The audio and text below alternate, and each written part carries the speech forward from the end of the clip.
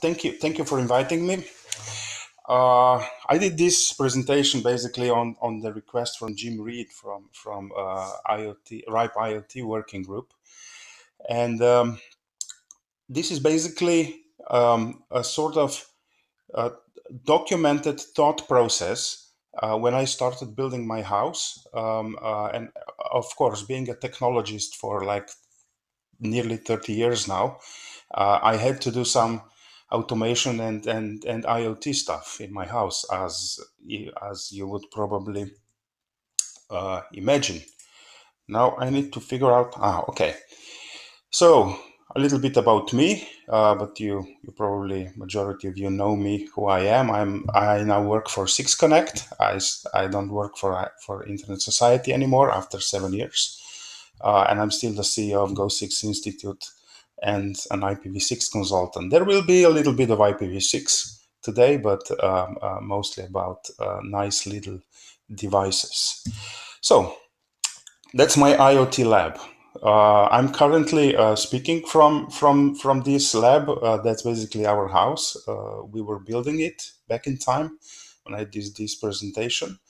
And of course, I started thinking about what to put in my house when we were building it, when basically it was at the very start. So here is my thought process.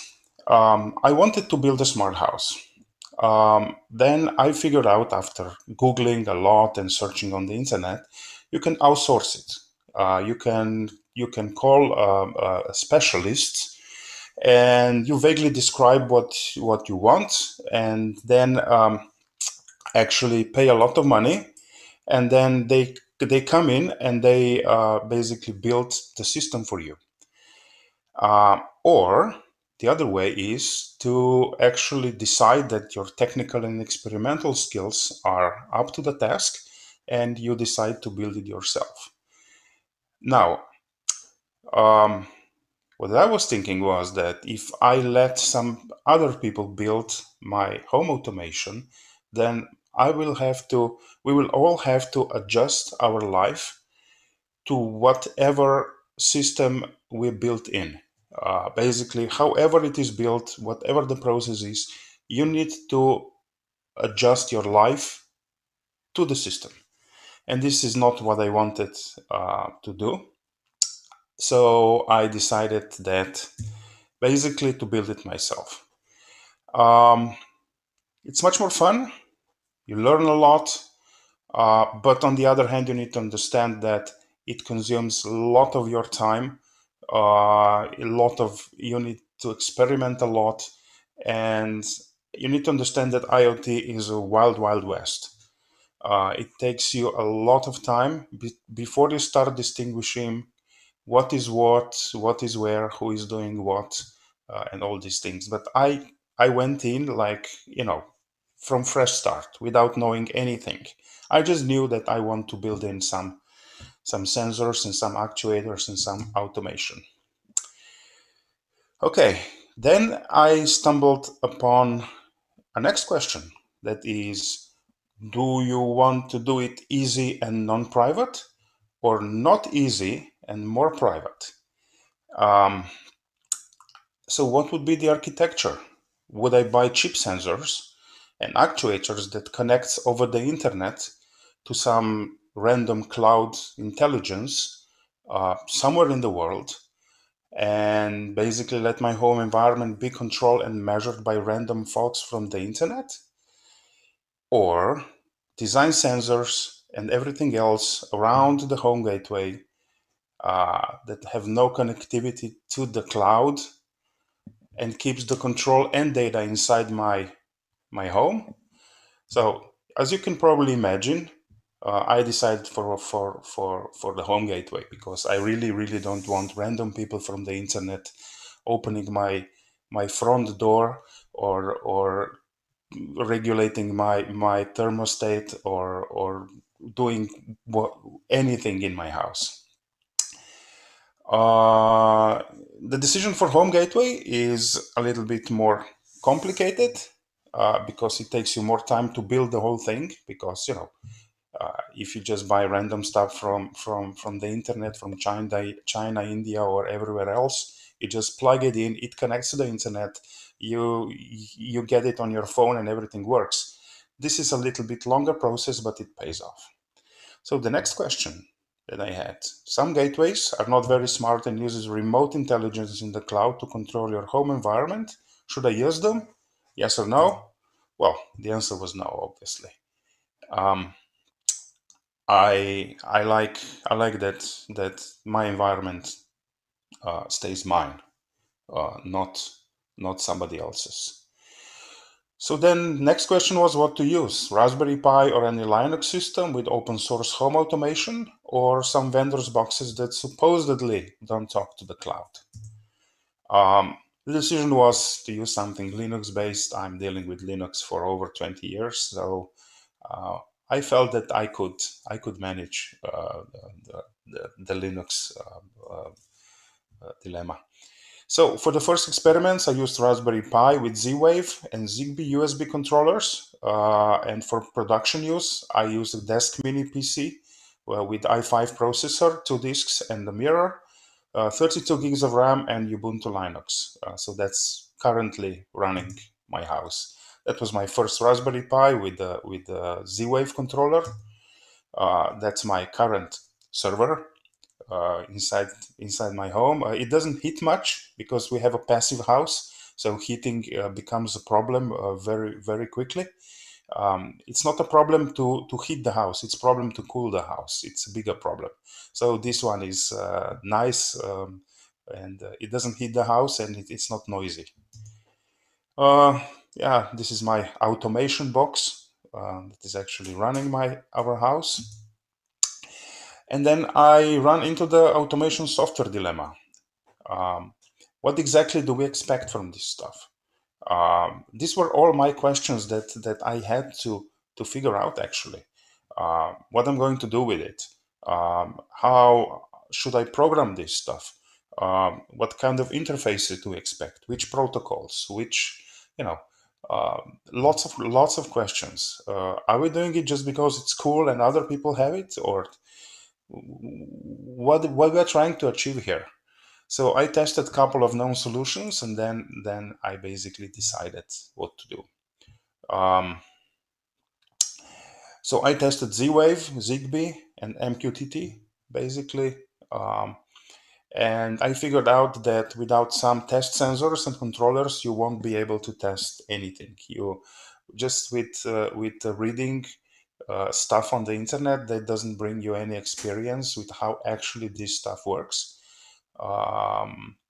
So yeah, I had to go and order stuff to be delivered to my house. Here you can see testing is up on the left. You can see this is a Zigbee controller, USB Zigbee controller from France. Then we have some temperature sensors, motion sensors, water leak sensors, door sensors, and all this stuff. So I just started pulling it back, still in my apartment, not in the house, because house was in the process of building. So I tested all this stuff, and then I had to run all these things with some software, of course. So I tested over 10 of them, and this takes a lot of time. I tested all of these that you can see on the screen.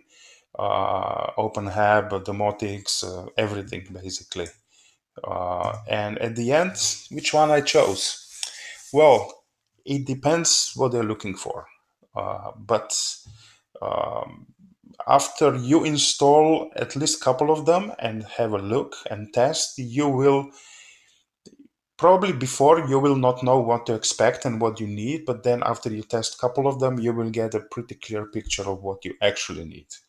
So I was torn between OpenHab and Domotics, but then decided for Domotics. It has a better rules creation engine. So also my kids can go and create the rules for the sensors in their rooms. It's very simple. It's basically Blockly. It's basically a Blockly programming where you could put puzzles together. But it's a bit older user interface, so can't have it all apparently. But this is what is currently running in my room. This is the user interface with a different skin. Now it's more black in the current version, but yeah. You see all the graphs and everything. Here is one of the ways how you program your rules. That's a Blockly way. You also have Lua or Python, or you can write Bash scripts, or they have some proprietary language that is even more efficient than Lua. So it has everything that you need basically. This is a Zigate. This is a Zigbee controller management. That's a separate module that you install in this program. And here you see how um, your sensors connect to each other and how they are performing. And I find Zigbee a little bit easier and much faster than Z-Wave because Z-Wave is sort of like very, very ITU-ish telephony way of working. Zigbee is a little bit more IETF-ish and built more in an internet way. You have less control over Zigbee. You can set up less parameters in the Zigbee devices, but it's much faster and I would say much more reliable, and it has longer reach because of the frequency, different frequency. So I'm not buying that much Z-Wave things anymore, but I'm more torn on the Zigbee side. Of course, three other wireless protocols was clearly not enough. So I added LoRaWAN gateway to my home, and of course, I got for free at the LoRaWAN conference in Amsterdam. I got the LoRaWAN connected mousetrap. So whenever the mouse, well, we don't have mice, unfortunately, so I was not able to test it live yet. But if this thing catches a mouse, then I will know. So because I will get an email. Yeah. Yeah, so my experience with LoRaWAN, that was the gateway connected over 3 or 4 days, despite the fact that TTN folks gave me the gateway at their conference and should work. Mousetrap also connected. Couple of thoughts on LoRaWAN network. It's clearly built with cloud intelligence first in mind, so I'm not big fan of it. You can have the whole stack at home, but this then become rather complex. And if you want to set up your own independent network in your house that would talk to other networks, you need to be a member of a LoRa Alliance. And this was not something that I wanted to do. So I think we should not be building the traffic exchange mechanisms with the telephone mentality from 80s.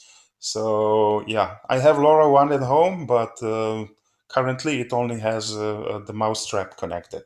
That is not mission critical for now. Yeah. Now what?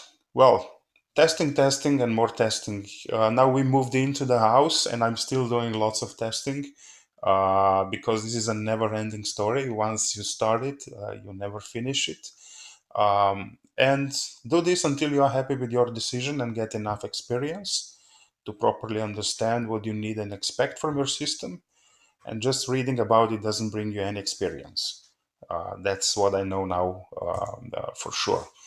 So what was my takeaways? Well, Z-Wave sensor can store settings, scenes, and things that you would not imagine.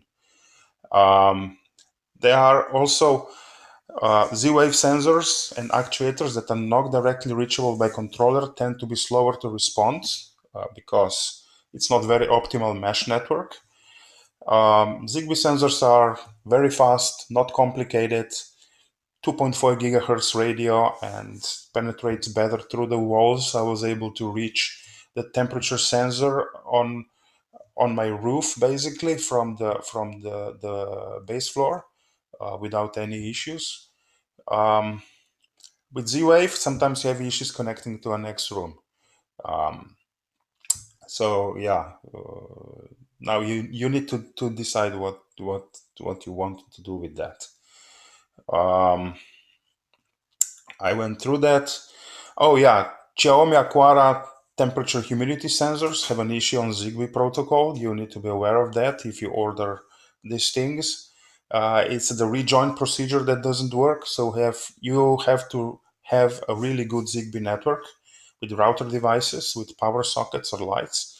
I hear that the power sockets from IKEA, they work really well as a Zigbee repeaters or routers.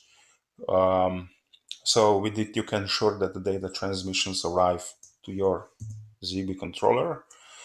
I'm also controlling all the lights. These are actually DIN light dimmers on Z-Wave. Make sure that you get your electrical wiring correctly. Have a look on the wiring diagram and do it correctly. I did not do it on the first time. And then I was scratching my head why the whole thing did not want to work. But yeah, this is all experience that you need to gain with doing it. And then when you have the hardware together, you can start creating rules and scenes, and you will learn how the whole thing works during the process. Um, for the start, you can use Blockly, so you can put things together easily, and later on you can switch to Python or Lua. So you need to understand that every rules engine has its own ways. So test it before you switch over, and then you will start noticing that the fun part becomes when you start observing life at home and you start transforming life at home into a code.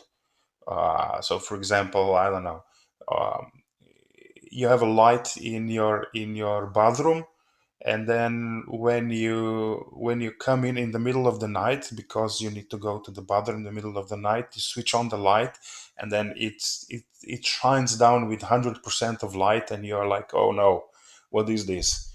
And then you learn that, for example, what I did at 1 a.m., when there is no motion anymore, the system adjusts the default light setting in my bedroom to 15%. So if I come to my bedroom after 1 a.m., and when I press the switch on the wall to switch on the light, it will just shine down with 15%, and it will not outshine me when I just come from the bedroom. Or and these little things, when you live your life in your house or apartment, and then you start noticing the pattern, you start noticing the generic things that you do or are bothering you, where these things can help you. um, don't let this thing control your life and tell you the way how you should live in your house, but it's better that you adapt this system to actually help you with everything. um, and this should be your good ghost from the back, making your life easier and perform everyday tasks instead of you. Not rule the way how you live. Um, and be attentive to architecture. Manual mode of operation must be always possible. I I have all the switches, the manual switches on the walls, because if your grandmother would come to stay at your house, imagine how it would work if there would be no manual switches to run your house. Um, and on the other hand, lots of people think that they built a smart house if they change the manual switches with the small displays where they are pressing the buttons. It's not That's not a smart house. The smart house comes from your observation of life, programming it into the procedures that would make it smart. Just replacing the manual switch for the light with the touch screen, that doesn't make your house very smart. Oh yeah, then I figured out that I can use other protocols in my house to talk to more devices. So I have Nilan ventilation recuperation system that uses Modbus. So I started learning Modbus TCP, and actually got it working. Now I can read all the parameters from my recuperation system using Modbus, and of course RRD for the win. And this is, for example, the data coming from my recuperation system. So here I can clearly understand what's going on inside my house, what are the temperatures, and how to adapt and adjust the heating so it would not lose too much energy for normal living. Then I came into another question: battery powered motion sensors. Usually motion sensors are somewhere up there in the Sorry, and can upper you corner. hurry up a little bit? Yeah, Yes, no very good. problem. And you know, I have cables in every corner of my house, so we have power over Ethernet. So why not using power over Ethernet for all these sensors? I couldn't find any motion temp, humidity, light sensor that would be power over Ethernet and communicate over Ethernet. So we decided to develop and build our own PoE powered IPv6 sensors, and they are in the works, and I I think that they work good enough that they could start being installed in the corners. Um, in the first version, the magic smoke escaped from the box, but then we developed it further. So now we managed to keep the magic smoke inside. It's IPv6 only. It's PoE powered and with MQTT, but there is still lots of work ahead. Um, yeah, and then after you live for some time in your house, then you start noticing that the rules and the procedures start piling up, and it becomes quite complex.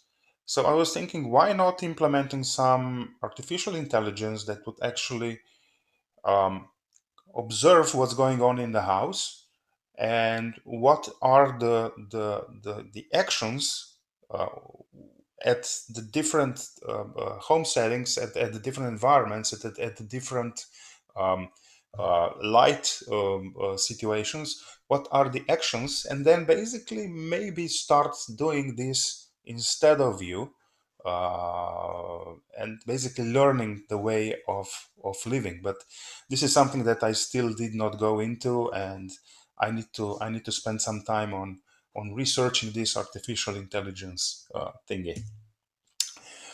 Thoughts, and I'm at the end. I think because of simplicity, people tend to connect whatever they can to remote shady clouds. But then you need to ask yourself, who has control of data on the other side? What is this data being used for? And who has taken the control of your environment away from you? Do we want this? Would- Do can you imagine cloud connected front door locks? Come on. If somebody breaks into the cloud, then they can open your front door, and that's not what you want to do. Again, IoT world is a wild, wild west. Huge number of vendors selling products of various quality. Who can tell you what is what? How secure it is? Will it breach your privacy? And don't just read about IoT stuff. Buy a couple of examples. For example, I started now building the firewall from the inside out. I have more rules preventing devices from connecting to outside than from people from the outside into my environment. So you need to also consider that outgoing firewall rules if you have anything out of this. I'm now cleaning up the things that are connecting to the outside work, I'm cleaning them up and disconnecting, but I still have a couple of them because I was experimenting. But that's not what I want to do. With that, any questions? Isn't it easier to open a garage door with one button than to build such a complex thing? Does it bring a real advantage or is it just a toy? Yeah, well, it's easier to open a garage door with one button, but then if you have several doors and if you have several systems, usually, what was bothering me was that you can buy a thermostat and then you have one application. Then you buy a garage door opener. You have a different application on your phone, and then you buy something else that for front door lock, for example, you have a different application. Then you buy a smart doorbell and you have another application. So I said, no, I don't want this. I want to operate everything from one application, and that's why I decided for home gateway, because it basically connects all these things that are able to talk the same protocol, and basically then I just have one application and I'm done with it. But yeah, if you have just one garage door, then yeah, it's easier to use something else. But you don't want to connect it to the cloud, because we have seen at one front door lock vendor, they hacked into their cloud and they opened approximately 6,000 doors at the same time around the world. And garage door is in the same category for me. You don't want somebody from Kazakhstan to open your garage doors when you are at on a holidays. So you need to you need to reconsider these things. Okay, another question by Thomas. Are there different versions of Zigbee to take care in terms of interoperability? Well, there are no different versions of. Well, there is Zigbee 3, Zigbee 4, and there are versions, but the most spread around is Zigbee 4. Um, and the some devices, so some vendors interpreting Zigbee are interpreting Zigbee specification a little bit differently than the others. So there are some very small things that you need to consider, but uh, that's why I decided to go with open source system, and basically to buy a Zigate from this is a French product, because they are really open about these things, and they actually um, um, they are trying to implement as many uh, as possible drivers, because okay, in Z-Wave you have a hardcore specified protocol that actually does the interview with the sensors. In Zigbee you need to have, it is a hardcore protocol, but it doesn't do any interview. You need to specify the capabilities in the driver, basically. So when you say um, when the sensor reports back, hello, I'm I don't know, Aquara motion sensor, then your Zigbee stack knows, okay, I need to go and into this file and understand what are your capabilities. So um, there were some interoperability issues, but not with the Zigate controller. This thing can talk to pretty much anything else. But I heard with some other controllers that there are some issues, but I didn't expect I didn't experience any problems with that. Okay, now two questions that I will probably join together because they are sort of related. Squedo is asking, do you have any list of tested sensors? I would like to try some for heating control, temperature sensor, window sensor, heater, head. And the second one is by Dmitro Kolmaniuk, who is asking, have you looked at home security system? Any that integrate with your setup? So, Yeah, so list of tested sensors. Yes, I can send. So for heating control, the temperature sensors that I'm using are for the room. They are Aquara temperature sensors on Zigbee, and I am also using the Aeon 6-in-1 sensor that is basically a motion sensor, temperature sensor, six things in one.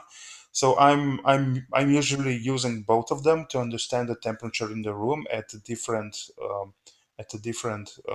places, and then when the temperature goes up, my system reacts because I wrote some rules. It reacts with, for example, I'm not controlling the heating environment because we have the recuperation ventilation system that is one for the whole house. But uh, what I can do is, for example, if my system gets the position of the sun from the internet, basically the elevation and the azimuth. So if the system understands that for the room that is on east, if the temperature starts rising during the morning and the cloudness is not over like 60% usually, then it starts shutting down the rolling down the shutters, the slates of the shutters, so it creates a shade in the room and things like this. You can play with this stuff.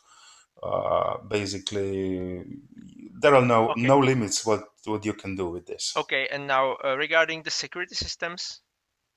Yes, so I also built the alarm out of this. Basically, I have cameras all around the house that are detecting the movement and communicating it back to my domotics system. And also when I leave home, I have some door sensors and motion sensors and everything in the house. So when I set up the alarm, if there is any movement in the house, or if any door opens or anything else, the whole thing starts going off and send me messages and emails and all sort of things. So it's quite cool. I was thinking about implementing um, uh, some alarm that was, I don't know, that you can buy it, but I would not have so much free hands with actually creating what I actually want Mhm. out of the alarm system. Certainly. Okay, so now there is question. I think it's mostly a joke by Livio, who's well, it's not question. He's just stating that he would like to share your his free cloud to let you manage your home devices. If you want, he can upgrade your air cooler. Just send you SMS, and he will do it for you. So I guess this is a joke. Yeah, no, Livia, thank you for the offer, but I have my own cloud. I I love cloud as an idea until the cloud is on my disks, in my machines, in my data center. Okay, I think we are running out of time, so just very quickly, there is a question regarding Domotic or Home Assistant. Somebody's using Home Assistant for a year. Should he switch to Domotic? Do you think it's better? No, no. No. I was Okay. I was I was also I was also considering Home Assistant. If you are using it for a year and if you're happy with it, go with it. I basically decided for Domotics mainly because of Blockly way of building rules. So my kids can go in and they can basically program their own devices in their rooms. But other than that, Open Hub, Home Assistant, or Domotics is is all good. Okay, what was the overall cost, not including labor, but for all those boxes you bought for this? Do you have any Well, calculation? I never pulled together the whole cost of the whole thing. I think the server was like 500 euros or something. This so then we go into Z-Wave versus Zigbee, like war. Um, Z-Wave is licensed technology, so you pay with every sensor. You pay also royalty fee. So this means that Z-Wave sensors and actuators and Z-Wave devices are basically around 60 euros, 50, 60 euros each, uh, because that's the cost. With Zigbee, Zigbee is royalty free. It's open. It's ITF standard. And with Zigbee devices, you can get, I don't know, temperature sensors for like 10, 11 euros. And they are faster and they have longer reach. So I have no idea about the overall cost because Okay, this was all one big experiment. okay. Have you tested ESP Home? Nope, Okay, I don't nope. know what it is either. What motion detection software do you use? Motion detection is basically in the sensors, but now I'm looking at and in the cameras. Okay. So I'm just using the built-in motion detection to just notify the system that something is moving. Um, but now I'm looking at also to process the picture in the video of the cameras, but I still didn't go into that very far. Okay, last two questions, and then we will close this part of the session. So, what SMS gateway do you use and why? I'm not using SMS gateway at this moment. You're sending it over I'm internet. I'm just using emails Okay. to basically not notify, and basically I'm using Telegram. Domotics has a very good Telegram module where you create a bot on the Telegram, and then you join the bot Mhm. chat, and it can tell you a lot of things about what's going on in your house. Perfect. And the last question is: do you have more information about your PoE IPv6 only sensor? Does it have any web page Yeah, or? so I need to this sensor is built by my nephew. He's a hardware